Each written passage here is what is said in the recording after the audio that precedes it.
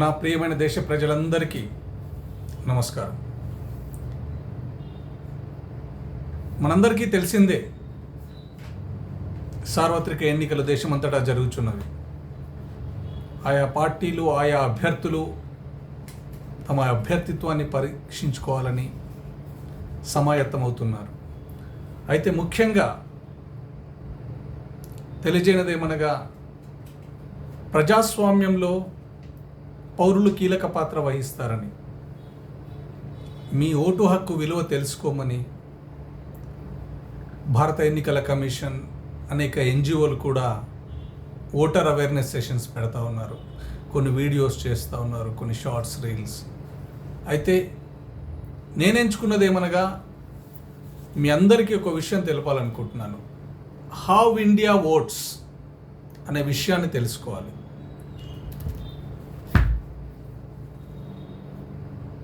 ఏముంది, సాధారణంగా ప్రజలు లైన్లో నిలబడతారు, పోలింగ్ రోజు వెళ్ళి ఓటేసి వస్తారు.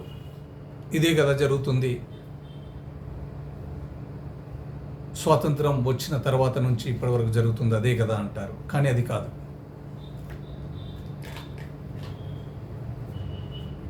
మనం ఓటు వేసే ముందు పలానా అభ్యర్థికే ఎందుకు వేయాలి అని ఎందుకు మనం ముందుగా నిర్ణయిస్తాము? ఎందుకంటే అభ్యర్థి గుణగణాలను పరిశీలించి వారి అభ్యర్థిత్వాన్ని ఇతరులతో పోల్చి బేరీజు వేసుకుంటాం. దాంతోపాటు వారికి నచ్చిన పార్టీలకు లేదంటే ఇండిపెండెంట్ అభ్యర్థులకు ఓట్లు వేస్తాం. అయితే ఈ ఎన్నికల్లో కొన్ని కీలకమైన అంశాలు మనం గమనించవలసి ఉంది. మీరు చూస్తూనే ఉన్నారు, రేపు ఎన్నిక జరగబోతుంది కేరళ రాష్ట్రంలో. ముఖ్యంగా తిరువనంతపురంలో జరగబోయే ఎన్నికల్లో ఒక పార్టీ తరపున అభ్యర్థి తప్పుడు ఎన్నికల అఫిడవిట్ సమర్పించారు అని చెప్పి ఎన్నికల కమిషన్ కూడా ఫిర్యాదు చేయడం జరిగింది. అయితే మరి దీని మీద తదుపరి చర్యలు ఏముంటాయి అని ప్రజలకు కూడా తెలుస్తుంది. తెలియాల్సిన అవసరం చాలా ఉంది. ముఖ్యంగా ఒక అభ్యర్థి తప్పుడు సమాచారం ఎందులో ఇస్తాడు? తన నామినేషన్ వేసేప్పుడు అఫిడవిట్ ఇన్ ఫామ్ 26లో. ఆ ఫామ్ 26లో ఇచ్చే అఫిడవిట్ తప్పని చెప్పినప్పుడు మరి సంబంధిత రిటర్నింగ్ ఆఫీసర్ చేయాల్సిన పని ఏంటి? మరి వాస్తవంగా జరుగుతున్నది ఏంటి? ఒకసారి మనం ఆలోచిద్దాం.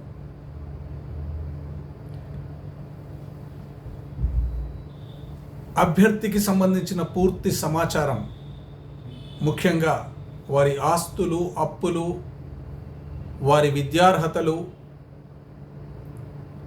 వారి భార్యకు సంబంధించిన ఆస్తులు, అప్పుల వివరాలు, వారిపై ఆధారపడిన వారి పిల్లల డిపెండెంట్స్ ఆస్తులు, అప్పుల వివరాలు ఇవ్వాలని కూడా చెబుతోంది చట్టం. వాటితో పాటుగా అభ్యర్థి యొక్క క్రిమినల్ హిస్టరీ కూడా, తనపైన ఉన్న క్రిమినల్ కేసుల వివరాలు పూర్తిగా ఇవ్వాల్సిందే అని, దాంతోపాటు ఆ క్రిమినల్ కేసులున్న అభ్యర్థినే ఆయా పార్టీలు ఎందుకు అభ్యర్థిగా ఎన్నుకున్నాయని కూడా తెలపాల్సిన బాధ్యత ఆయా పార్టీలపై ఉంది. ఇక్కడ మనం గ్రహించాల్సిన విషయం ఒకటి ఉంది.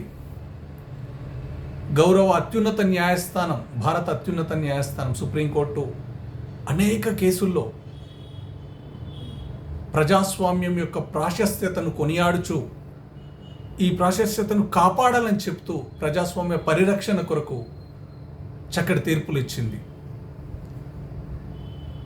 Peoples union for civil liberties, association for democratic reforms, Lok Prahari, public interest foundation of India, ఇలా అనేక సంస్థలు, ఆయా వ్యక్తులు గౌరవ న్యాయస్థానాన్ని ఆశ్రయించి ప్రజాస్వామ్య పరిరక్షణ కొరకు, ఎస్పెషల్లీ ప్రజా ప్రాతినిధ్య చట్టం సరిగ్గా అమలవడం కొరకు కోర్టును ఆశ్రయించి చక్కటి తీర్పులు పొందారు. అయితే ఆ తీర్పుల అమలు చూస్తే మాత్రం నానాటికి తీసికట్టుగానే మారుతుంది.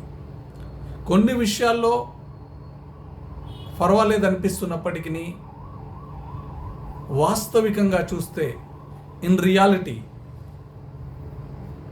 ఏమి చేయలేకపోతున్నామా అనిపిస్తుంది కొన్నిసార్లు పరిస్థితుల్లో.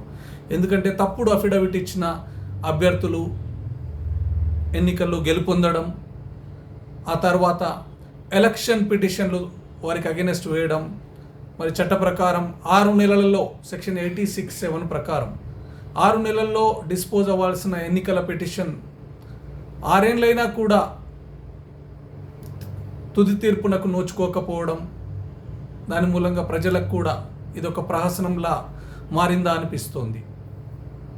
అయితే కానీ మనం పోరాడాల్సిన అవసరం ఉంది ప్రజాస్వామ్య పరిరక్షణ కొరకు. నాకు పార్టీలతో సంబంధం లేదు, వ్యక్తులతో సంబంధం లేదు, పోటీ చేసే అభ్యర్థులతో అంతకన్నా సంబంధం లేదు. కానీ ఈ ఓటరు, వీళ్ళంతా పోటీ చేసేవారు కానీ, అభ్యర్థులు కానీ, ఆయా పార్టీల ప్రతినిధులు కానీ, వారంతా ఓటర్లే.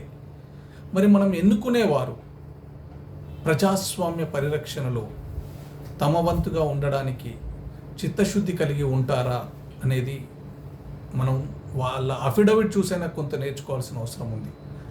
ముఖ్యంగా ఫామ్ 26 విషయానికి వద్దాం.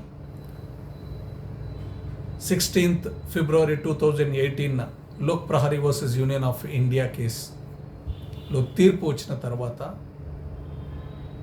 అదే నెలలో 26 February 2018కు election commission of India form 26ని అమెండ్ చేస్తూ ఈ సమాచారం అంతా ఇవ్వాల్సిందిగా పేర్కొంది.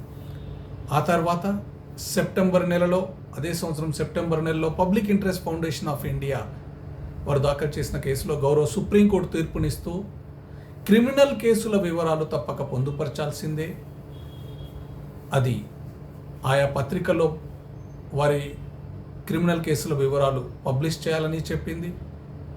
వారినే ఎందుకు అభ్యర్థిగా ఎన్నుకున్నాము, వారికి ఎందుకు ఫామ్ బి ఇచ్చాము అనే విషయాల్లో కూడా ఆయా పార్టీలు వాళ్ళ వెబ్సైట్లో ఆ వివరాలు పొందుపరచాలని కూడా గౌరవ సుప్రీంకోర్టు తీర్పునిచ్చింది. కానీ